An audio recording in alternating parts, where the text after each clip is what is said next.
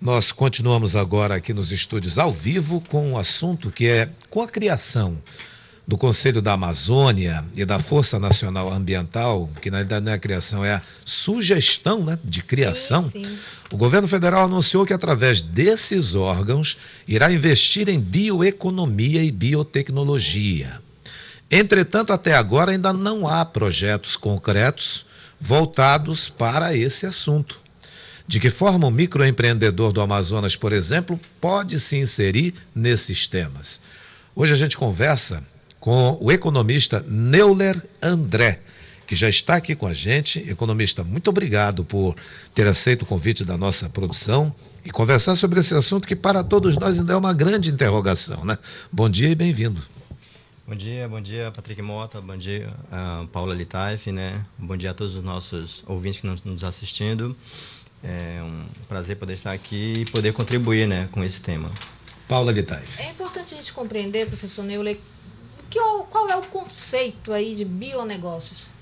Então, bionegócios, quando a gente fala de bionegócios, a gente fala de bio, vida. E negócios envolve a questão da economia, né? Que é a ciência que estuda a melhor alocação dos recursos escassos para atender às necessidades humanas que são ilimitadas. Então, os bionegócios, hoje, ele é talvez a grande questão, né, para a relação do desenvolvimento da nossa região. Então, a gente vive aí uma questão muito importante, porque passa a ser, né, a questão ambiental hoje o grande paradigma, né, do século XXI. Então, a questão de implementar e desenvolver produtos e processos utilizando insumos, principalmente insumos naturais, se torna aí de grande importância. E uma região como a nossa, uma região rica, né? O Brasil praticamente é um país mega diverso, que possui uma grande potencialidade, se torna aí uma oportunidade muito grande. Então, bionegócios é nada mais, nada menos que o desenvolvimento de negócios ou atividades econômicas voltadas para a utilização dos recursos naturais. Agora a gente quer poder falar também com a dona de casa, com o comerciante, saber de que forma essas pessoas podem aproveitar esse momento agora que se pretende implementar no Amazonas, que é a criação aí de oportunidades nessa área de bionegócios. Vamos lá, então. Quando a gente fala de bionegócios, principalmente na nossa região, eu vejo, por exemplo, a questão da biotecnologia, né, como uma potencialidade muito grande aqui. Então, quando se desenvolve produtos, né, utilizando matéria-prima natural, você, de certo modo, você consegue, né, dar aí uma oportunidade de preservar, né, o meio ambiente. Então, por exemplo, eu vejo a questão, por exemplo, dos bioinseticidas, né, que são produtos que podem ser utilizados na questão da agricultura e eles não poluem e não degradam o meio ambiente. Uma outra potencialidade também é a questão, por exemplo, da utilização de produtos naturais na fabricação, né, de medicamentos, de fármacos, para atender a necessidade humana. Mas a gente já está falando já para uma empresa de pequeno porte, mas você acha possível aí uma dona de casa que vende aquelas, já uma coisa muito mais incipiente, mais inicial, ela atuar também nessa área? O ramo do bionegócio, que tem dado bastante certo aqui no nosso estado, né, que já é uma coisa assim, já mais próxima, assim, vamos dizer assim, da sociedade geral, do dono de casa em geral, as biojoias, a questão, por exemplo, de utilizar produtos, né, para higiene e limpeza. Sim. Com produtos naturais. Aqueles sabões mais artesanais, não é isso? Isso. Por exemplo, aqui no estado do Amazonas tem uma associação, a Associação Vida Verde da Amazônia, que fica lá em Silves. Eles trabalham com produtos naturais, velas aromáticas, sim, essências, óleos. Que é uma associação que aí pode ser composta até justamente por pessoas donas de casa que não precisam ter grandes estudos sobre biotecnologia, não é isso? Exatamente. A questão de trabalhar assim as cooperativas, né, aqui na nossa região e principalmente trabalhar também o potencial criativo, né, do nosso povo. Agora, eu pergunto ao senhor o seguinte: a Amazônia, ela é de certa forma um celeiro, né, de biodiversidade. Todo mundo fala que tem muita coisa ainda para ser descoberta por aqui. Mas em quais segmentos, hein, na sua opinião? Vamos lá. A Amazônia é uma região muito rica, né, de biodiversidade. Nós temos aqui, segundo alguns dados do Instituto Nacional de Pesquisas da Amazônia, né, em torno de 40 mil espécies de plantas, o que representa aí 6,5% de todas as plantas que existem no mundo. Nós temos aí em torno de 80 mil espécies de macacos, nós temos aí 460 espécies de mamíferos. Então, nós temos uma diversidade muito grande, tanto no que diz respeito à fauna e à flora. Então, o potencial, vamos dizer assim, de bionegócios aqui na nossa região, ele é fantástico. Acho que o grande entrave, a grande dificuldade é a questão de você utilizar esse conhecimento, né, utilizar esses produtos para um fim econômico. Como é que você vai desenvolver, por exemplo, o interior, né, do nosso estado? Como é que você vai conseguir desenvolver a partir daí desses produtos, né? Como é que você vai alcançar os mercados mundiais, que são mercados muito restritos, né? Eu estava vendo um dado, por exemplo, da Organização para a Cooperação e Desenvolvimento Econômico, a OCDE, que em 2017 o mercado de biotecnologia, por exemplo, a parte de microbiologia, sintetização de microácidos e novas vitaminas, né? Ele movimentou em torno de 188 bilhões de dólares. Então, é um mercado fantástico, um mercado potencial que poderíamos, de certo modo, desenvolver, né, essas atividades aqui em nossa região. O senhor acha que, se tratando de Amazônia, esse nome Amazônia e o bionegócio aqui sendo feito também teria um peso maior, um valor mais maior, um valor mais agregado? Então, eu acredito que a questão da marca Amazônia, né, até um tempo atrás acreditava-se que a marca Amazônia ali tinha um peso muito grande nos produtos, entre outros. Mas eu acredito assim, que as atividades desenvolvidas na Amazônia elas têm um peso maior. Justamente a questão, por exemplo, dos fundos de investimento, do desenvolvimento de atividades econômicas aqui na nossa região, ele tem um apelo maior. A marca Amazônia, ele de certo modo, ele ajuda, mas ele não é, vamos dizer assim, o todo necessário, né, para que você tenha um produto aqui que possa alcançar os mercados internacionais, até porque cada mercado ele possui as suas barreiras, né, e as suas dificuldades. Então, nós temos dificuldades na questão da transação de custos, né, a utilização, o desenvolvimento de produtos, de patentes e também a política industrial em curso em nossa região. Agora, professor, hoje em dia há empresas que se utilizam bastante desse selo e têm tido aí bons resultados nos seus negócios, ou isso não influencia de fato? Então, um grande problema que nós temos aqui na nossa região é a questão da certificação ambiental, que é um problema muito sério.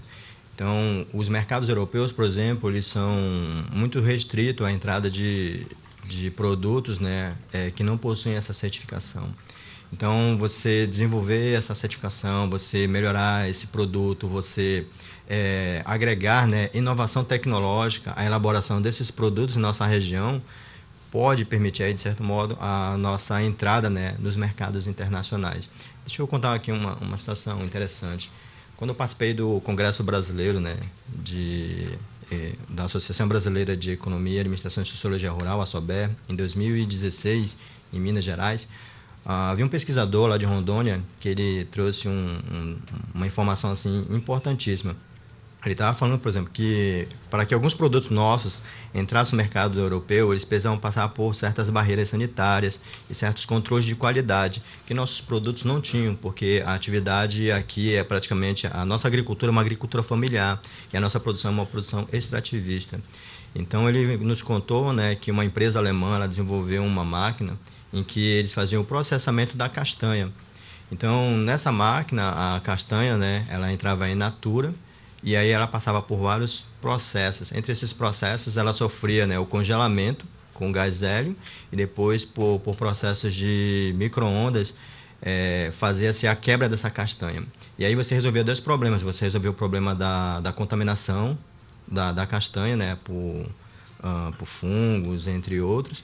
E você também resolveu o problema da qualidade da castanha, porque a amêndoa ela ficava perfeita, né? Hoje o que a gente vê por aí, da ontem eu vi andando um pouco lá na região do Parque 10, olha como é que é o nosso povo, né? Quando não tem assim, uma máquina dessa, ele inova, fazendo assim uma máquina para quebrar ali manual, né? Uma ponta de serrinha, e ele bota lá e toque, quebra ali. Mas o alemão já está na frente, já fez isso. Agora, o governo federal já enumerou assim, quais são os investimentos para o bionegócio? Por enquanto ainda não. Então, uma discussão que eu sempre eu travo assim com os colegas, né, é a questão do que é real e do que é potencial. Então, a gente fica muito no campo das iniciativas, muito no campo das intenções. Então, recentemente o governo federal ele havia falado da questão, por exemplo, que ele desenvolveu aqui um projeto chamado se não me engano, um projeto Dubai, alguma coisa assim. Dubai, isso. Isso, então...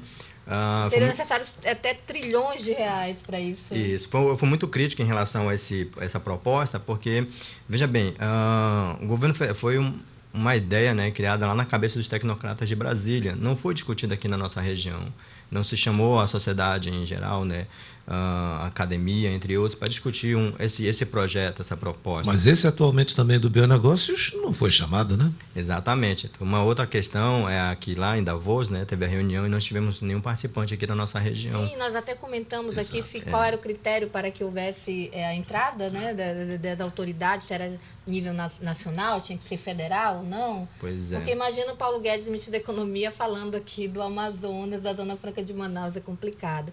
Agora, professor, dentro do que é potencial e dentro do que é real, quanto tempo aí necessitaria para que... Você vai achar até talvez uma pergunta meio que absurda, mas é importante a gente compreender isso, que as pessoas também que estão nos acompanhando compreendam.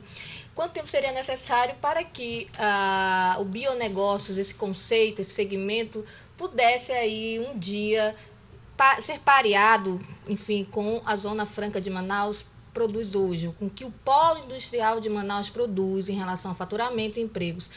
Quanto tempo seria necessário isso começando a trabalhar a partir de agora de uma forma concreta, né? Sair de discurso. Sim. Vamos lá.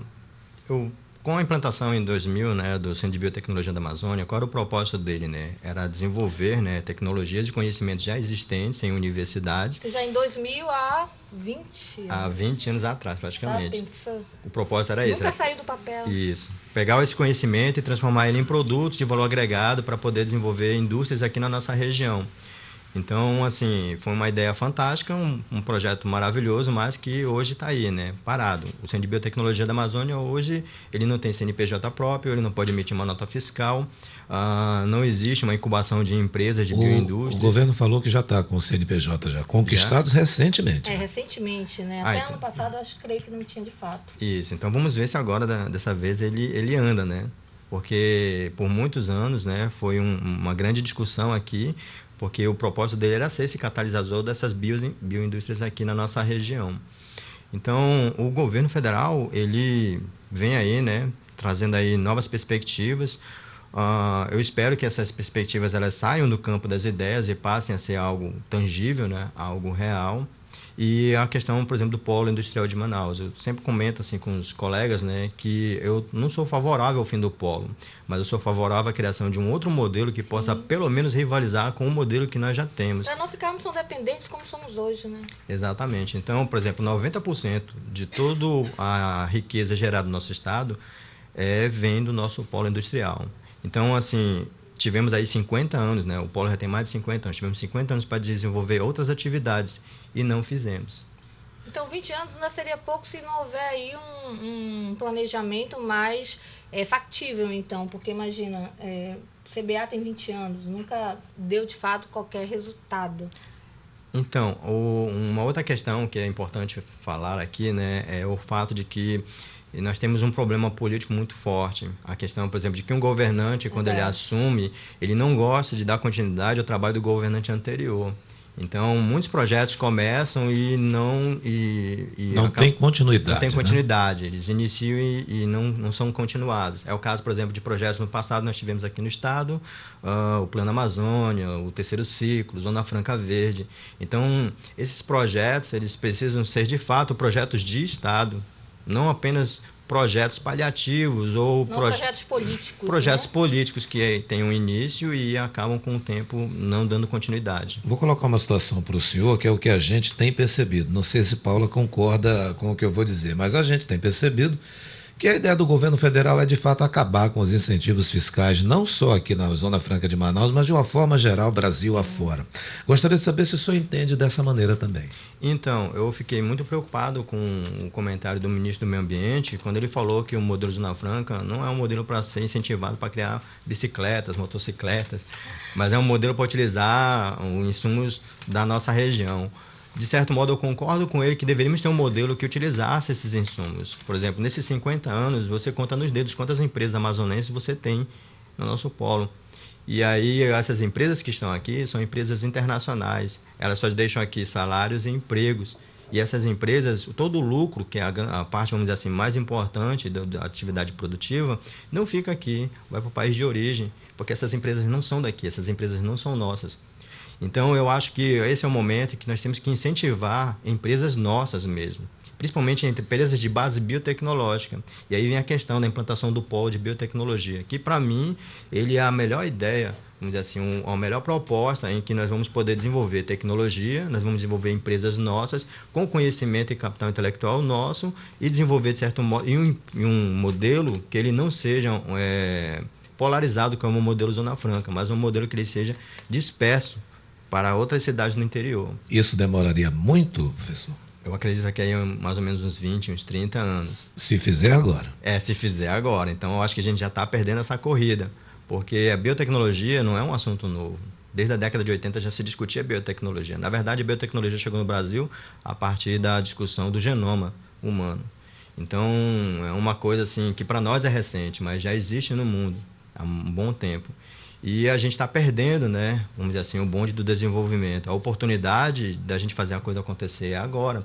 Então, chegamos em um momento aqui na nossa região, um momento crucial, é viver ou morrer. Porque o modelo Zona Franca ele já está mostrando sinais de exaustão. Então, vai chegar um tempo em que esse modelo não vai mais se sustentar pelos incentivos fiscais. E aí, qual é o outro modelo que nós temos que possa rivalizar? E aí precisamos de um modelo em que ele possa aliar desenvolvimento sustentável com qualidade de vida e de forma justa e socialmente viável, que é o caso, por exemplo, da biotecnologia, que seria, para mim, essa a melhor alternativa, porque a biotecnologia ela precisa da floresta em pé. Agora a gente percebe que o polo industrial de Manaus ele já vem decaindo aí em faturamento e emprego desde a década de 80, 90, quando se tinha aí 125 mil empregos, e agora tem 86, não é isso? Isso. Agora, o que a gente precisa entender é porque desde essa época não se pensou no novo modelo, o que pode ter travado esse tipo de projeto? Vamos lá, se a gente analisar, vamos dizer assim, historicamente, a gente olhar lá para o nosso passado, a questão, por exemplo, da produção da borracha, nós vimos que nós nos acomodamos no período da produção da borracha, porque a nossa região era a única região que detinha, né, a produção desse tipo de produto, que era essencial, principalmente para a nova revolução industrial que estava ocorrendo no mundo. E aí nós nos acomodamos com isso, porque nós éramos monopolistas dessa produção. E aí o que acontece? Achou-se que a borracha não iria acabar, mas aí chegou o tempo que acabou, por questões de mercado, quando a borracha foi melhorada lá nos laboratórios do Jardim de Cole, na Inglaterra, né? E foi implantada na Malásia. Isso sem falar do furto, né? Das árvores para lá. Aí nós perdemos então essa exclusividade. Essa exclusividade. E aí nós passamos por um período de ostracismo, principalmente na década lá pela década de 20, década de 30, em que Manaus, alguns autores diziam que Manaus era uma cidade que as pessoas vinham e não ficavam aqui, não se fixavam aqui.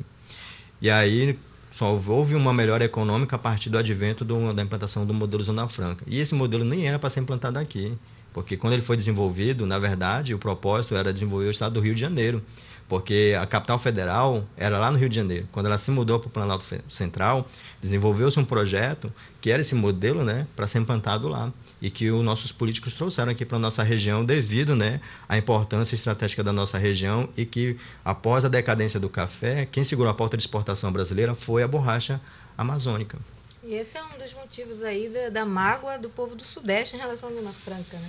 Pois é, e a gente nota que não é o primeiro ataque que a Zona Franca de Manaus sofre. Quando o presidente era o Collor de Mello, ele acabou com a questão das importações, porque todo o Brasil vinha comprar aqui produtos importados, tanto é que o centro de Manaus ali era a meca do comércio. E aquilo, quando a canetada do Collor, acabou. O senhor lembra disso, né? Sim, sim. E agora tem essa outra situação do atual governo federal na questão que, de certa forma, o senhor concorda e a gente entende que já era para ter sido feito algo há muito tempo, que nós discordamos, essa goela abaixo, de tirar e acabar e não vai o outro entrar tão rapidamente assim. Exatamente. Eu fiz parte do planejamento estratégico Amazonas 2002-2030, feito pela Secretaria de Planejamento, e uma coisa que me chamou muita atenção quando nós estávamos apresentando o projeto às instituições, né, parceiras, havia um pesquisador na FUCAP, que até ele já faleceu, o professor Guajarino. Ele fez um questionamento muito interessante. Ele disse assim: olha, esse projeto de vocês, ele é alicerçado em lei, em decreto, ele tem alguma base jurídica? E aí a resposta era não. Então ele falou assim, então isso aí é apenas uma intenção, uma boa intenção. Então eu acredito que de fato, para que a gente possa desenvolver mesmo essa outra atividade econômica que possa, pelo menos, rivalizar com o do modelo Zona Franca atual, ele tem que ser alicerçado em leis, em decreto, tem que ser um pacto para o desenvolvimento. Eu dei uma palestra um tempo atrás na Secretaria de Fazenda, em que eu mostrava que nos últimos 20, 30 anos nós desenvolvemos profissionais na área da biologia, da farmacologia e da agronomia e na área da medicina. Então nós temos profissionais, nós temos capital intelectual aí para ser utilizado principalmente para uma atividade que precise, né, alicerçar esse conhecimento, a utilização de matéria-prima natural. E aí vem a questão da biotecnologia, que seria talvez para nós a melhor saída. Dado que o nosso polo industrial é um polo sem chaminé, é um polo eletroeletrônico, é um polo moderno, que pode ser adaptado a essa nova, vamos dizer assim, essa nova tecnologia, essa nova oportunidade econômica. Professor, e aquele trabalhador que está em casa, muitas vezes aí sem perspectiva, de que forma ele pode se preparar para aproveitar essa oportunidade dentro desse novo segmento aí que são os bionegócios? Bom, uma outra dificuldade que eu tenho percebido aqui na nossa região é que o nosso pequeno produtor, ele não se vê como empresário. Então eu acho assim que os jovens, eles têm que haver uma preparação no que diz sentido a desenvolver negócios, a ser gestor de negócios, a estar à frente. Eu acho que o grande, vamos dizer assim, o grande acerto das instituições, das universidades, seria no desenvolvimento, né, de preparação de pessoas para desenvolver empresas e negócios. E eu vejo assim que essa questão da gestão do negócio, do desenvolvimento de novas atividades voltadas para a gestão de empreendimentos, aqui ele é muito incipiente, né? Então, o jovem tem que ser capacitado nesse sentido, de não ser apenas o funcionário, não ser apenas o empregado, mas ser o dono do negócio. Então, você já aconselharia ele empreender de fato? Em algum Exatamente. Aí vem a questão... produto, um serviço. Isso, a questão do empreendedorismo, que é fantástico. O que Brasil... ele não espera chegar ao emprego, ele já... Exatamente. O Brasil é um país empreendedor fantástico. Você vê, por exemplo, nos momentos de crise, né, que existem, né, as pessoas elas se reinventam. E é no momento das crises que a gente vê quem são os verdadeiros empresários. Então, na avaliação do senhor, o nosso cidadão, que a gente chama carinhosamente de nosso caboclo, ele tem que assumir aquele lado seu de empresário, de empreendedor, de olhar uma oportunidade e fazer alguma coisa. Sim. Ele ser, vamos dizer assim, desenvolver essas atividades com propósitos aí de gerar emprego e renda para si e para os outros. Então, as atividades elas podem ser fomentadas por meio de linhas de crédito. Nós temos aí a Agência de Fomento do Estado, nós temos aí outras instituições que podem aí fornecer esse crédito necessário. Tem o Banco do Povo, tem a linha de crédito solidário. Então, existem várias oportunidades de fomento a essas atividades. O que falta é a oportunidade desse pequeno empreendedor, dele alavancar essa atividade dele, dessa pequena atividade. Com relação à biotecnologia, ela é um ramo, né, muito novo de conhecimento que exige, né, um capital intelectual mais especializado. Aí vem a questão, por exemplo, das instituições, das universidades. É isso que eu ia lhe perguntar agora, se a gente está preparado para esse tipo de estudo, né? Quais as universidades aqui que já tratam dessa disciplina, desse curso, na verdade, de biotecnologia? Então, a UFAM ela tem o PPG Biotech, né? A UEA tem também o Biotecnologia. Existe um que é em rede, é a Rede Bionorte, que foi o programa ao qual eu participei, que eu concluí meu doutorado. Falando do doutorado, eu quero salientar uma coisa importante. Nos meus estudos, nas minhas pesquisas, eu identifiquei um problema muito sério. O governo, nosso governo, né, ele deveria ser, vamos dizer assim, a bússola, né, para o caminho que nós deveríamos seguir em termos de desenvolvimento. Então, as instituições, elas trabalham de costas umas para as outras. As instituições elas não conversam entre si. O senhor está falando aí das universidades, do Estado, universidades, federal? centros de pesquisa, instituições públicas, instituições privadas. Então, a questão da inovação, por exemplo, ela mexe com a hélice tríplice, que é governo, universidades e empresas. Então, não existe essa sinergia. E qual o problema de elas trabalharem de costas umas para as outras? É porque, vamos lá, nós temos aí uma região biodiversa. Então, por exemplo, existem várias pesquisas na área de óleos essenciais, feitas no INPA, na UFAM, na UEA. Existem várias pesquisas na área de utilização, por exemplo, de micro-organismos, no INPA, na UFAM, na UEA. E essas pesquisas, esses pesquisadores, eles não conversam, vamos dizer assim, não há uma sinergia entre eles, porque o governo não chega e não diz, olha, o caminho é por aqui. É óleo essencial? Vamos trabalhar o essencial. É para trabalhar a borracha? Vamos trabalhar a borracha. É a pesca? Vamos trabalhar a pesca. Então, a Secretaria de Planejamento, ela tem que ter de volta esse papel de planejamento, de dizer, olha, o caminho é por aqui, todas as instituições devem seguir. Porque se você trabalha de forma pulverizada, você desenvolve várias pesquisas, vários trabalhos e não tem uma orientação, não tem um foco, a tendência é uma dispersão. Então, isso é um outro problema que eu identifiquei aqui na nossa região. Eu acho que falta isso, falta essa orientação, falta esse foco, falta determinar, né, quais são os critérios, quais são os objetivos, quais são as metas que devem ser atingidas. Para que eles possam caminhar juntos, né? Exatamente. E o senhor detectou isso no seu trabalho de doutorado? Sim. Agora, professor, a gente sabe que a UEA ela tem patrocínio de empresas do distrito, eles, mesmo com essa parceria, não há entre eles aí uma comunicação? Então, a UEA tem alguns trabalhos exitosos, né? Nós temos aí o Samsung Ocean, nós temos aí outros trabalhos envolvidos com outras empresas, feitos lá pela Escola Superior de Tecnologia, né? Mas, assim, vamos dizer assim, são participações, são relações, vamos dizer assim, esporádicas de instituições entre alguma escola e algumas empresas do distrito. Eu acho que falta, né, uma sinergia maior entre as universidades e as empresas. Aí vem a questão, por exemplo, uma ideia que eu tenho, a questão do parque tecnológico, né? A UFAM e a UEA não tem parque tecnológico. Quando eu estudei no sul do Brasil, lá em Porto Alegre, eu tive a felicidade de trabalhar em um parque tecnológico, o Tecnopuc. E o Tecnopuc ele foi 3 vezes ganhador do prêmio Protec, um prêmio nacional na área de inovação tecnológica. Como é que funciona a ideia do parque tecnológico? A Pontifícia Universidade Católica, lá no início da década de 80, sentiu o peso muito grande de um projeto que foi desenvolvido em nível federal, em que ele tentava melhorar, vamos dizer assim, a mão de obra especializada dentro das universidades. Então, o governo federal mandou, né, para algumas instituições federais que os professores fossem para o exterior se especializar em nível de mestrado e doutorado para melhorar, né, o conhecimento acadêmico no Brasil, né, e científico. Então, a Pontifícia criou um projeto chamado 1000 Mestres e 1000 Doutores, em que ela mandou, né, vários profissionais para fora para se especializarem e voltarem ao país. Alguns ficaram por lá e outros voltaram. Os que voltaram trouxeram muitas ideias, entre essas foi a do Parque Tecnológico, que já se desenvolvia em algumas universidades na Europa. E aí eles criaram o Tecnopuc. Então, o Parque Tecnológico, para mim, ele foi o grande elo que faltou entre as universidades e as empresas. Porque é um prédio em que cada unidade, cada andar, ele é de uma empresa diferente. Pois é, mas aqui nós não temos isso. Nem na UFAM, nem na UEA. Nem na UEA.